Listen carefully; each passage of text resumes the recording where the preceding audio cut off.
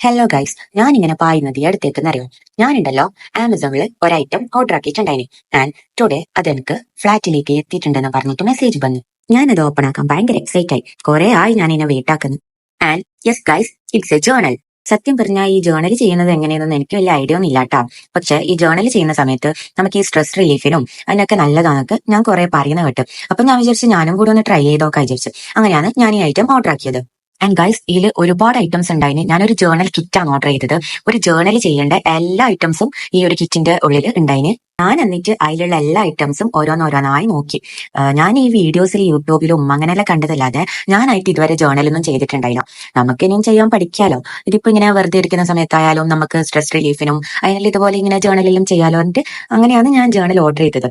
And എനിക്കിത് ഒരു നല്ലൊരു പ്രൊഡക്റ്റ് ആയിട്ടാണ് എനിക്ക് തോന്നിയത്. കുറെ സ്റ്റിക്കേഴ്സും നോട്ട് പാഡ്സും അതുപോലത്തെ കുറെ വിന്റേജ് ലുക്കിലുള്ള കുറെ ഐറ്റംസ് ഈ ഒരു ജേണൽ കിറ്റിൽ ഉണ്ടായിന്.